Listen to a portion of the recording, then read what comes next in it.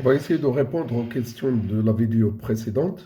Alors, on a A de coordonnées moins 6, 4, B de coordonnées 4, 2 et C de coordonnées 2, moins 8.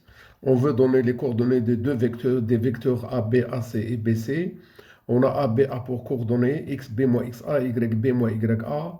Le 4 plus 6, le 2 moins 4 nous donne comme couple de coordonnées de AB le 10 moins 2. Pour le AC, on procède de la même façon et on arrive à avoir AC a pour couple de coordonnées 8 moins 12. Et pour le vecteur BC, l'abscisse de l'extrémité moins l'abscisse de l'origine, l'ordonnée de l'extrémité moins l'ordonnée de l'origine. Et on arrive à voir que le vecteur BC a pour couple de coordonnées moins 2, moins 10.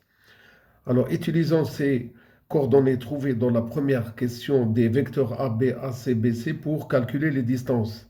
On a AB a pour couple de coordonnées 10 moins 2, alors la distance AB elle est égale à la racine carrée de 10 au carré plus moins 2 au carré, ce qui nous donne, après les calculs, 2 racine carrée de 26. De même pour le AC de coordonnées 8 moins 21, alors la distance AC elle est égale à la racine carrée de 8 au carré plus moins 12 au carré. On arrive enfin à voir AC est égal à la racine carrée de 208, ce qui est égal à 4 racine carrée de 13. BC a pour couple de coordonnées moins 2, moins 10, alors la distance BC elle est égale à la racine carrée de moins 2 au carré plus moins 10 au carré, ce qui nous donne BC est égal à la racine carrée de 104 qui est égale à 2 racine carrée de 26, ce qui est égal à la même longueur AB. Cela montre que le triangle AB-AC est un triangle AB-BC est un triangle isocèle en B. Troisième question, on cherche à donner les coordonnées du point N qui est le milieu de AB.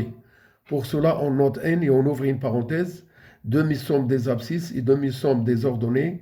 On remplace, et attention au signe, et on arrive à voir que N a pour couple de coordonnées moins 2 sur 2, 6 sur 2, ce qui nous permet d'avoir le résultat. N a pour couple de coordonnées moins 1, 3.